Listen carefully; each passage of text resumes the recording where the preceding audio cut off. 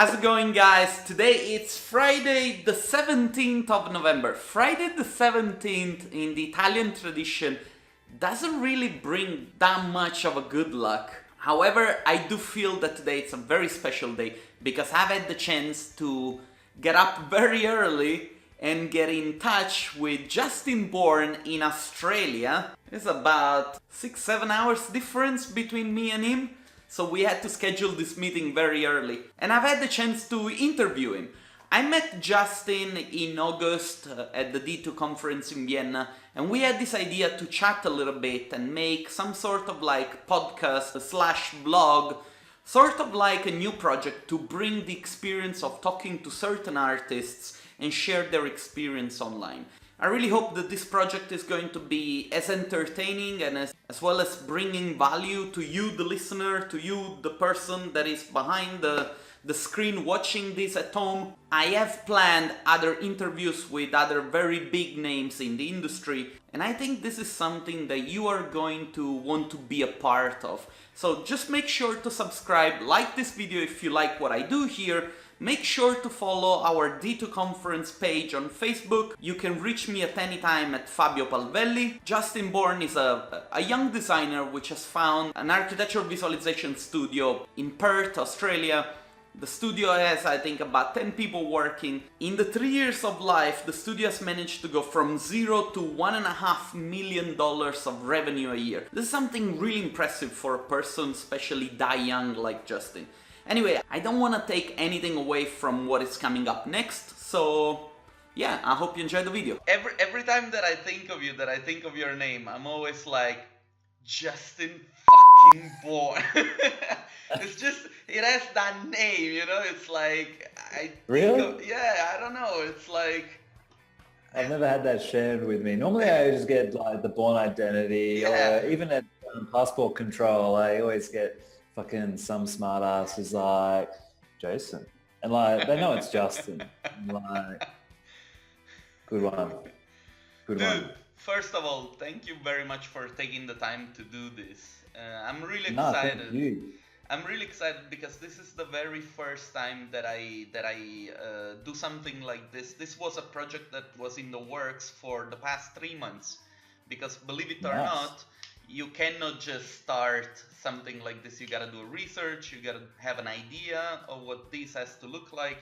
You need to prepare the, so to say, behind the stage kind of stuff. Like I had to talk to Jason about the format and, you know, the blog which is coming. And this will be probably the first blog post that we are going to put on the D2 conference. And so, yes, you know, no pressure. A little bit of pressure.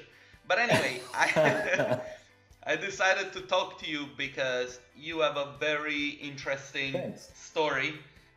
We talked briefly in Vienna when we met at the D2 conference, and I was very excited to thinking of the idea of like you sharing this story with the people that belong to our network. So, you know, enough of me like blah blah blah, you go. Me? Well, what do you want to know? Where do you want me to start? Where should I start?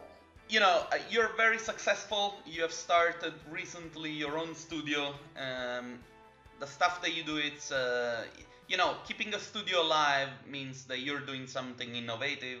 The thing that I really appreciate about you and about the stuff that you're doing is that you understand what being an entrepreneur is. You spend time building your career also on knowledge which is not directly related to the technical aspect of doing this job, but like even, you know, going to events which are not directly related to the topic. Sorry. And now you can take over. Okay. Well, I guess I could, maybe start with, I guess where I come from rather than where I'm now. I mean, a small intro, I'm the founder and kind of currently sole owner of Blank Canvas Studios out of Australia. We're a really kind of young studio in comparison, like we're only 3 years old in the grand scheme of things, which I had a nice kind of slap in the face when I was in D2 just recently this year of, you know, these amazing studios and, you know, looking at their work and you're like, wow. And then they're like, oh yeah, this is from 10 years ago. And you're like, when we were all around the thing. And I'm like, yeah, okay, we still got a long way to go. So, but I guess, yeah, what's, and of course there's challenges, but my background's not actually 3D artist. So I'm actually did engineering. So, I guess, I'm in Australia, I'm in a, really great country. Yeah, I got a great company too. No, but in a really great country where we've got a lot of opportunity. Look, I guess going all the way back, I'm a pretty standard individual. Went to school, public high school.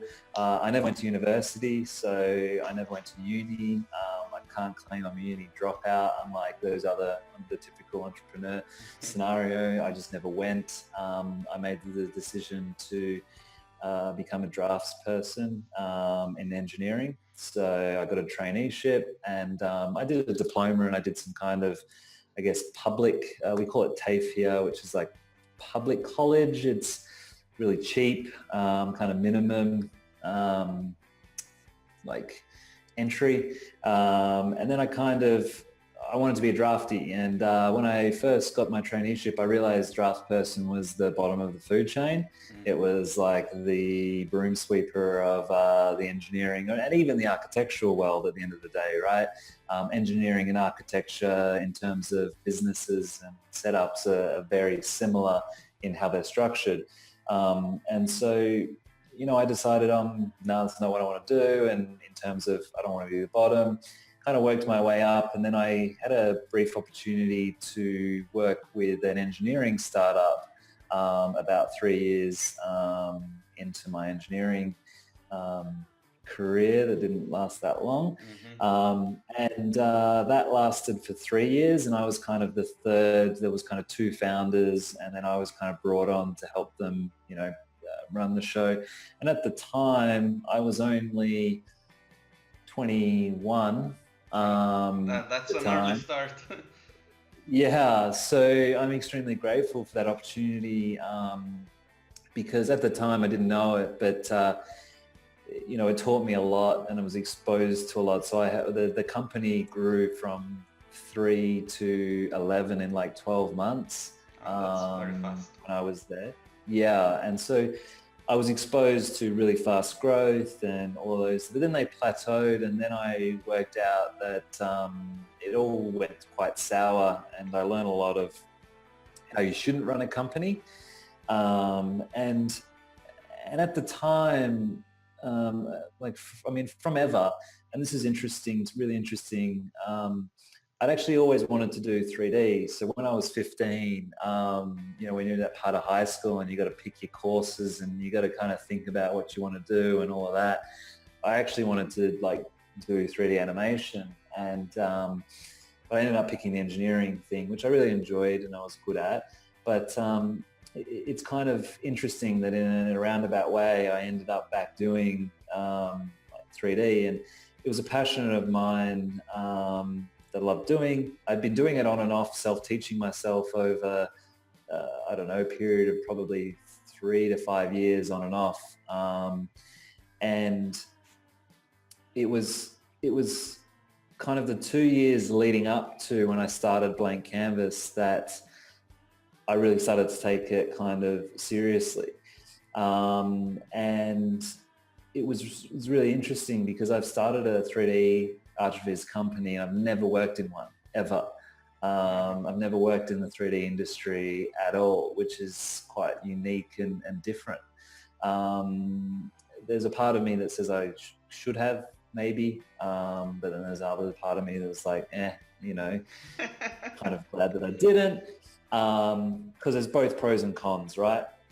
But I guess, I'm self-taught 3D artist through online tutorials like the most of us and that we've all kind of done.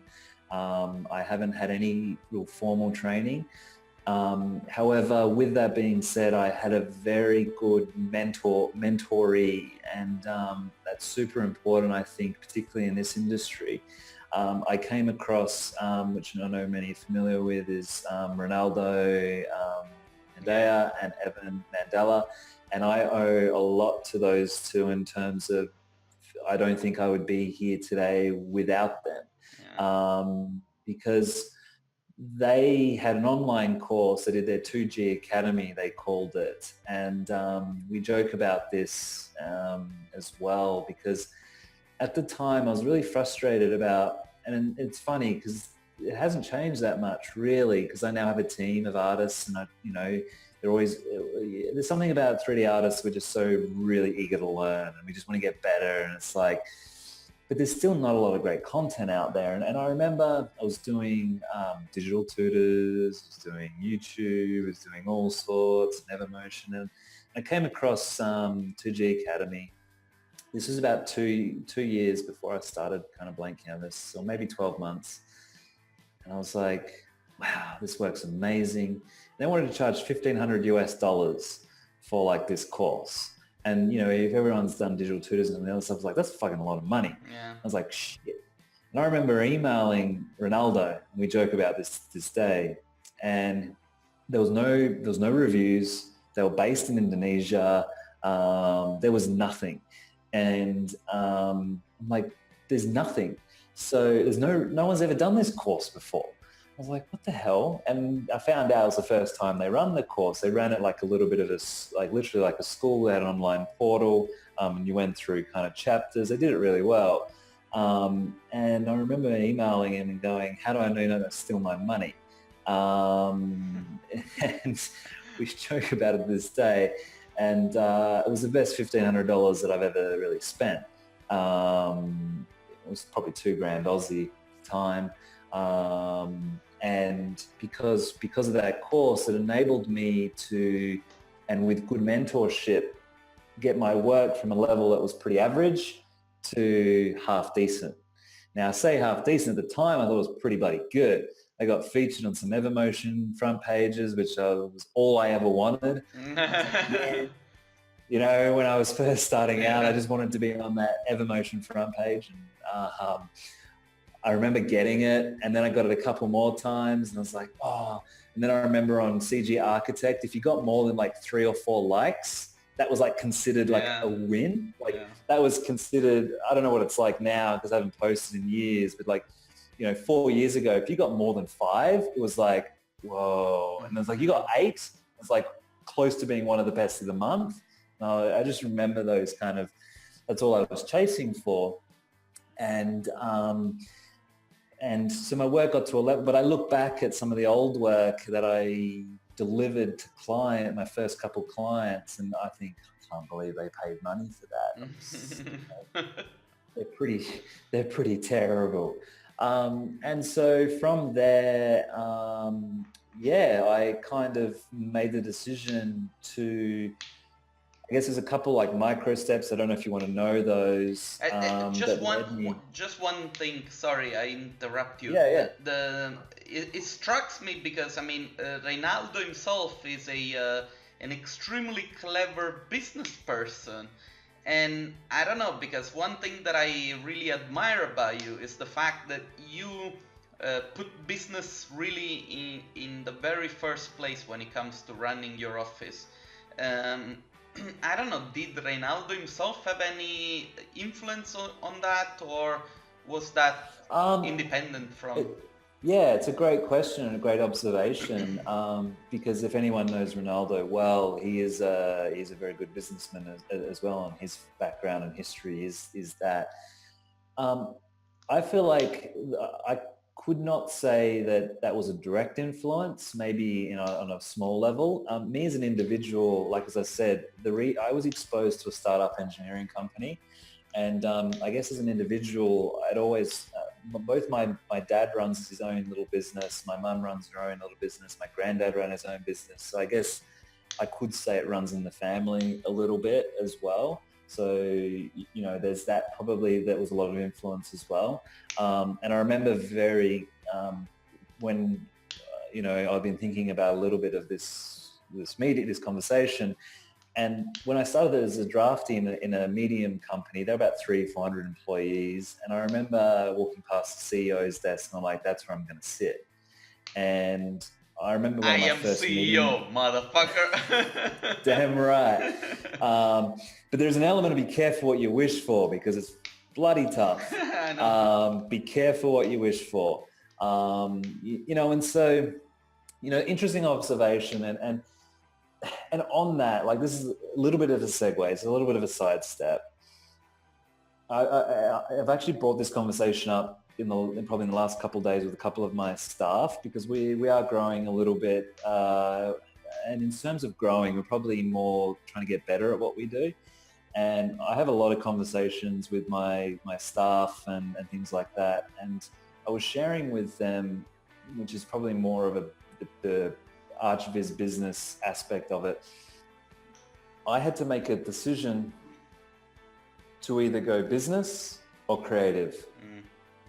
You can't do both great in the long run. In the short term, you can do a bit of both, and you can't. So you have to make a decision whether you want to be the businessman or you want to be the great artist. Now, Justin, depending on that... Before you continue on this, because I think that this is going to be very important, let's just give a little bit of background of why we're saying this. Your company is not a small company. It's in terms of like volume. Just tell our audience how big your company is, and then you continue talking like this. Because no disrespect, but you're very young, and when I talk to you, I'm like intimidated, because they're like. Look, thank you, but I don't think it's that big or whatever. But look, I am young. I'm only 27, about to turn 28. So I'm not even 30 yet. We're a team of now 10, including myself. And I'm happy to share this. And we generate $1.5 million worth of revenue a year, which is to some people a shitload of images. And there are other people out there, like, again, I don't feel like I'm that big. A lot of our competitors are probably, within Australia anyway, doing similar kind of scale and probably size. But I guess, that was from zero. So it was from zero to this in 3 years. We actually hit $1 million in the second year. In the first year, we actually did 250K, and then we did $1 million in the second year, and now we're kind of plateaued, and we've made that choice because we don't want to grow too fast. I guess that's where those conversations start to stem. We've just opened a Sydney office as well. So we're based out of Perth, Australia. And we've just opened a Sydney office as well, only about a month ago, and that's already starting to go well. So I'm, also managing between two potential studios now on opposite sides of the country.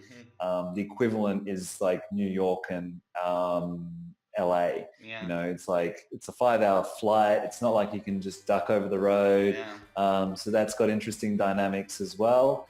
So I guess it's context of coming back to, you have to make that decision and identify what is it you enjoy. Do you enjoy the artistry more, or do you enjoy the business aspect more? This is very important, yes. Yeah, and if there's nothing wrong with either option, right? And it's funny, like, again, I had this conversation literally just before coming in as well. I was late. I had a meeting with one of my staff, and it's like, when you work in a company, the natural progression is like, you get the job, then you go to senior, and then you become a manager. And everyone thinks they want to be, when they get to this level where they think they're pretty fucking good at what they do, they all want to become a manager. And it's like, just because that doesn't mean that you're going to be good manager or that's what you're going to enjoy doing. Or creative director or art director or creative lead or whatever that may be. There's nothing wrong with just being, I'm going to be the best fucking artist that exists. I don't want to have to lead individuals or do this and all of that. And there's nothing wrong with that. And I guess if you're a freelancer, you got to acknowledge whether you're a freelancer, whether you got the opportunity to build a business or a studio or a company. And there's a lot of people out there who will be a freelancer and they come across as trying to be a studio. And I think it's a great strategy. We did that.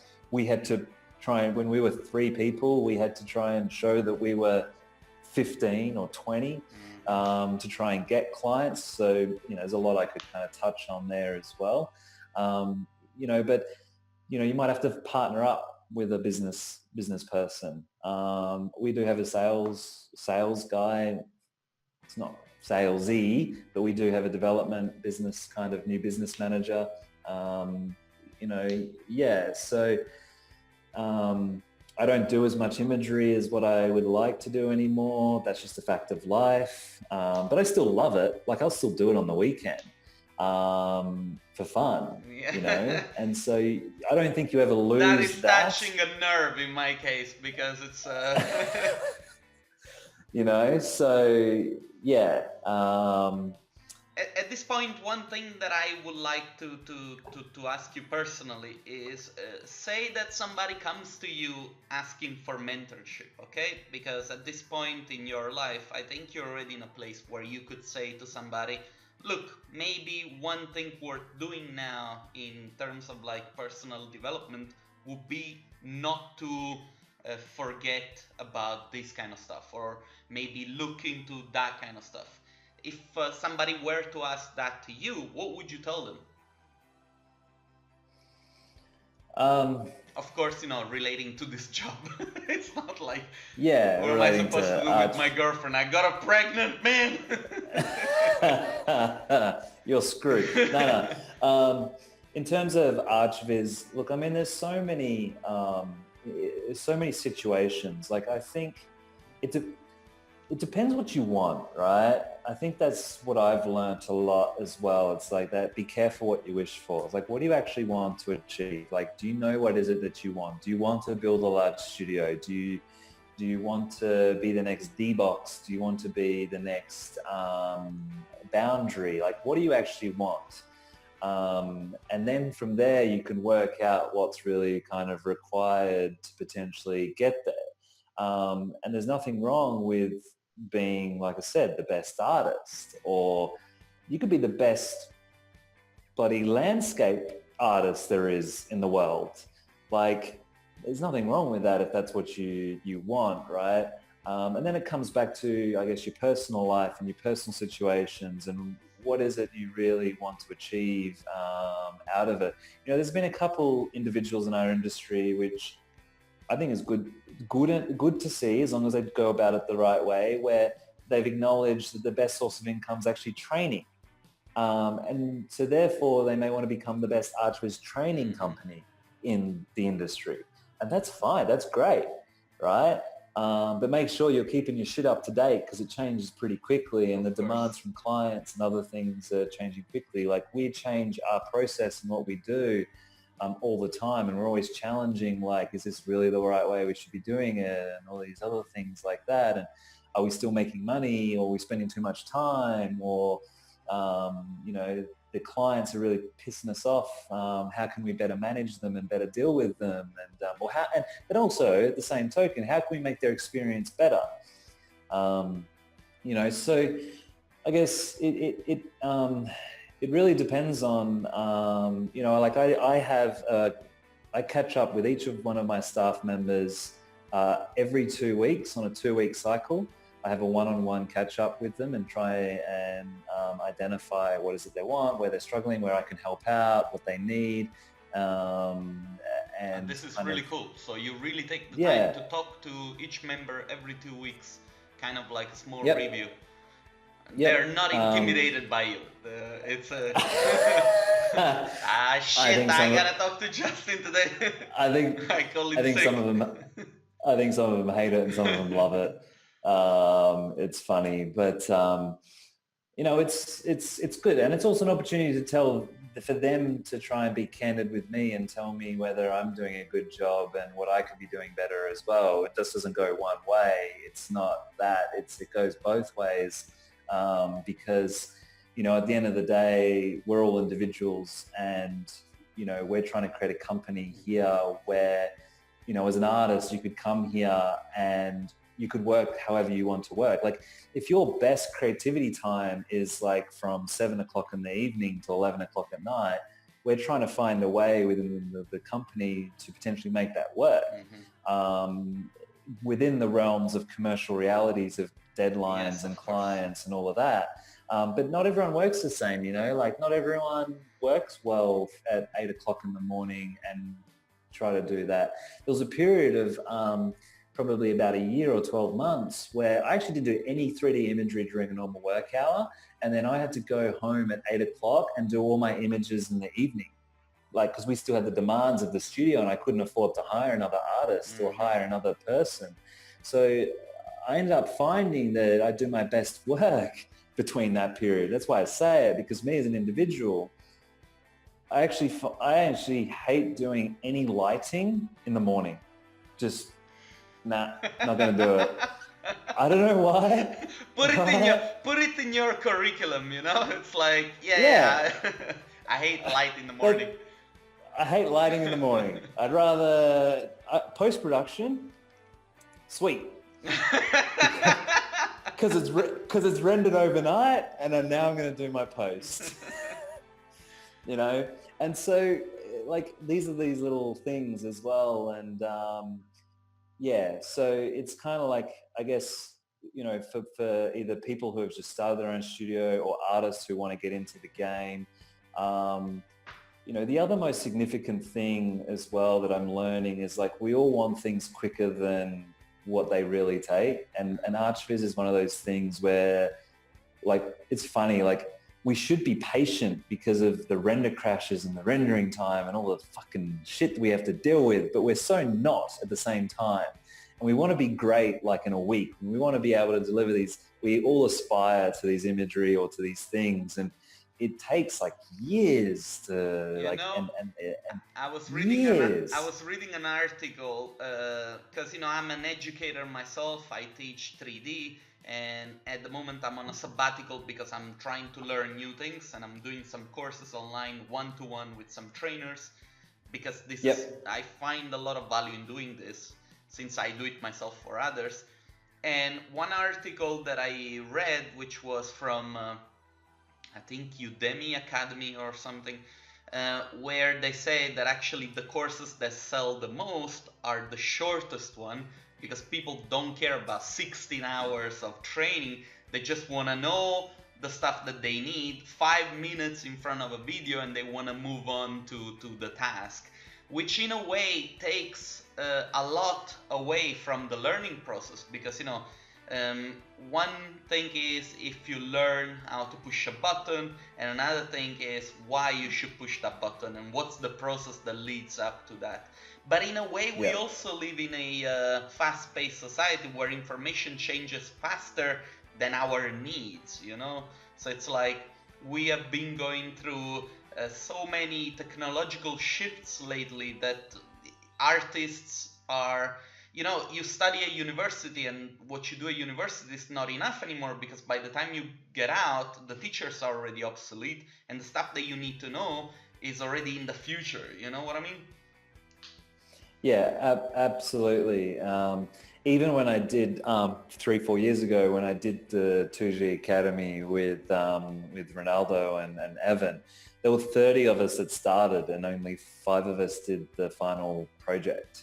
And I remember this one project, I spent nearly, I'm still pretty happy with those images, to be perfectly honest. They could be better, but I spent 2 to 3 months on them. And I re-rendered the same image 20, 30, 40 times, picking on the smallest shit. Dealing with clients is obviously a much different thing. You can never do that. And that's where it's you can't, if you start picking up work, you can't hold the same expectations of what you did on your portfolio to your clients. And you can't beat yourself up that your work is not that good. There was an interesting, one of the guys, who presented this year at D2 and Art Media and talked about closet images. And I loved it because, this is the other thing as well, is we all see the great stuff. We all see the good shit. We all see the amazing images from all these studios. What we don't see is there's actually probably a ratio. Look, there'll be some exceptions to the rule, but I would say on the average, good ratio of 2 shit images to every 1 good image. In the whole planet. I totally agree. And probably even higher. Yeah. And this is professional high-end studios. The clients, our clients, for a project are paying anywhere from $10,000 to $50,000 for a project, Mm. right? And in that set of images, there'll be a couple duds.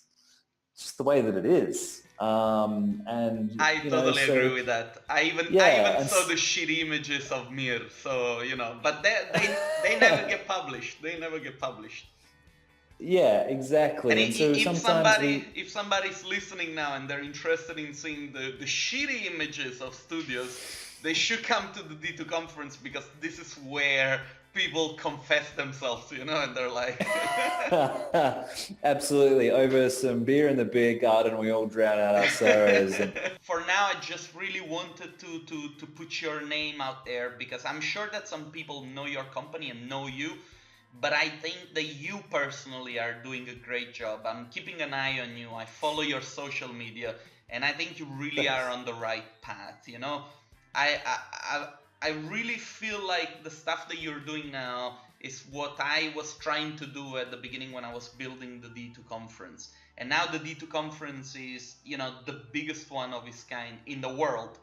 And the funny thing is that yesterday I went to a meetup, and I said to people were introducing themselves, and they said, "Oh, what do you do?" And I say, "Yeah, I do this conference called the D2 conference." And people were looking at me and be like, "But this is the biggest conference, right?" And I was like, "I don't know." And we're like, "And what do you do there?" I'm like, "Yeah, I'm the co-founder." "You made the conference?" I was like, so That's inside I was awesome. I like, love it. Yeah. like fireworks. And I truly wish for you to to do the same. That your work will be your introduction, and you won't have to present yourself. You know what I mean? It's the stuff Sure. that you'll do will speak for yourself. Dude, I just Yeah. want to thank you for the time that you took. I'm pretty sure that some people will be disappointed because we haven't mentioned any 3D tools, or like, oh, what about real time and which kind of render engine. But once you get to that point, there are other things It's that matter. Yeah, look, at the end of the day, none of it actually matters. Whether it's fucking real time, whether it's whatever. Look, I'm in the belief, like, there was the 360 and the VR hype that's still happening, and like, dealing with clients. No clients really want VR, not yet. Anyway, maybe 5 years from now, like, it's something to consider, but you've got to be realistic about what people actually want as well.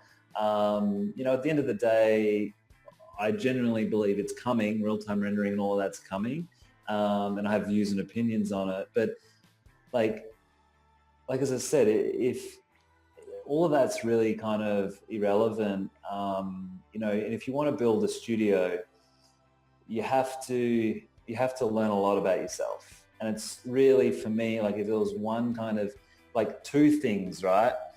If to sum this whole thing up, right, is if I was to tell kind of anyone, maybe two, there's a lot more, excuse the language, but is like, learn yourself.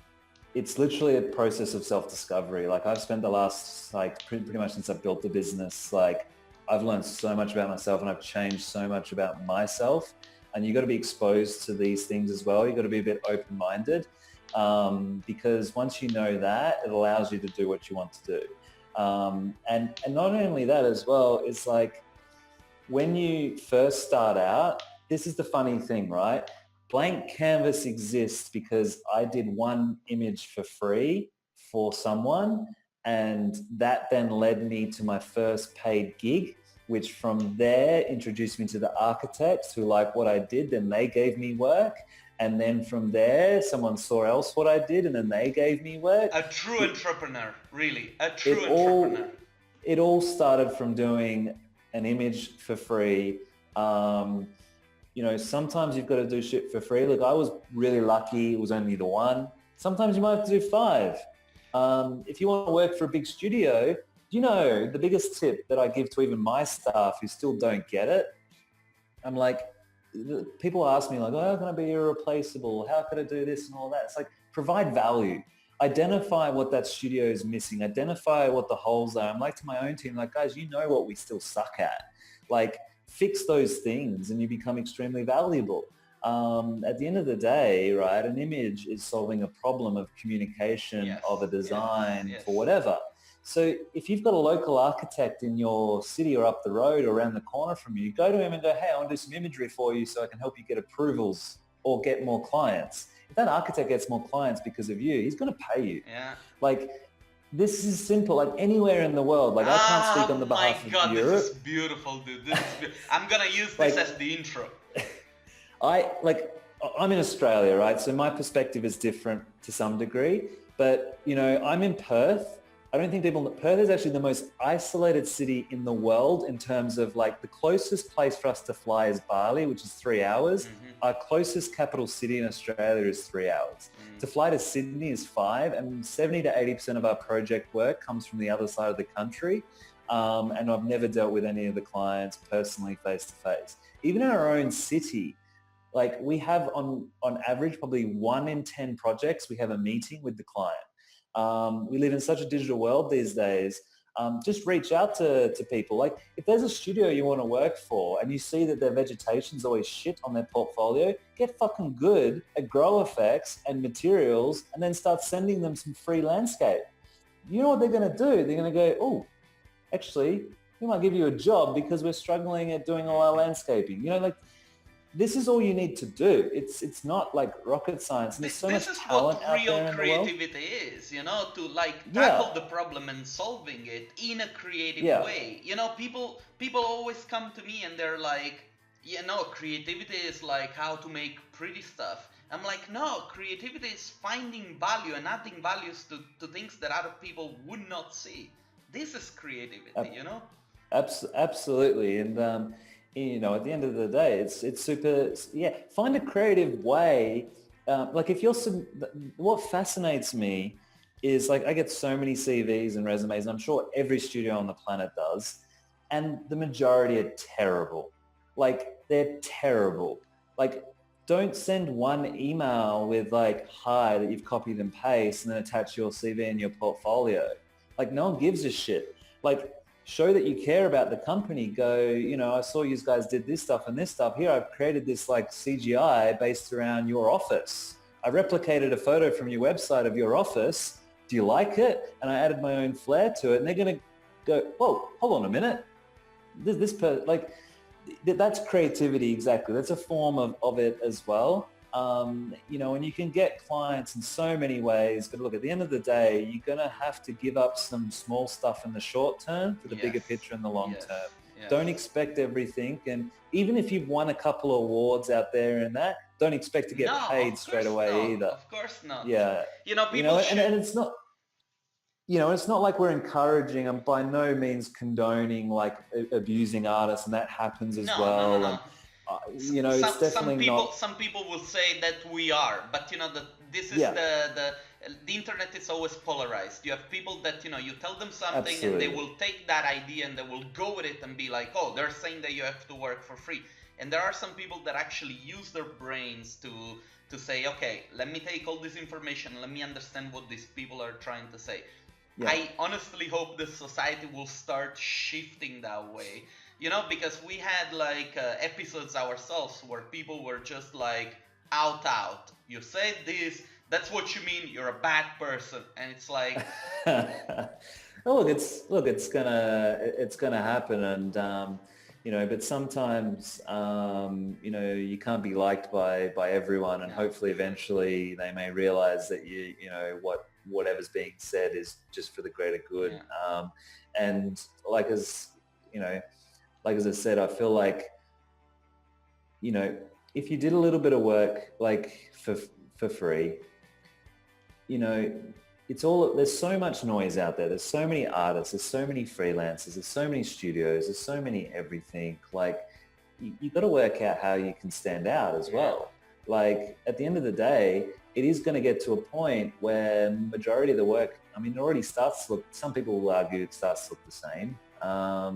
And, there's this interesting thing of like, some people think we've achieved photorealism, and it's like, 10% of all studios are achieving awesome hyper-realism. Everyone else is just doing like still the same stuff. But the other element on that, I should say that with a caveat, that there's nothing wrong with different styles. And if you like a style, own that style, right? That's a different conversation again. And so you look, at the end of the day, the business that I run was founded off a free shitty image. It's pretty terrible, which led to other things, And again, doing the right thing by other people and try and being empathetic to clients a little bit. You're not always right. Just because you like it doesn't mean that it's right. Like, I know that. You know, I've learned that the hard way. Yeah. And you can communicate. Like, there's nothing wrong with, you can, like, what I always like to do, what our kind of philosophy here is, like, we always try to have a told you so. So the client's like, I want that. And you're like, okay, I get that. We highly recommend you don't do that because of this, this, and this. But if you want to, we still can. And then they turn around and go, no, we still want to. And then we give them the next iteration. They're like, oh, it looks bad. We're like, yeah, we told you so. And or sometimes we give them both options. We give them our version, we give them their version, and then they see our version. They're like, oh, actually, yeah, you guys were right. Yours looks a bit better. Let's go with that route, right? But again, that's not fighting the client. So look, I could talk on that element as well. There's so many kind of aspects, and we could continue to learn. We still haven't got it right. One of the last jobs that I've had, I worked with a person that has got so good and so experienced that the client communication really is one way.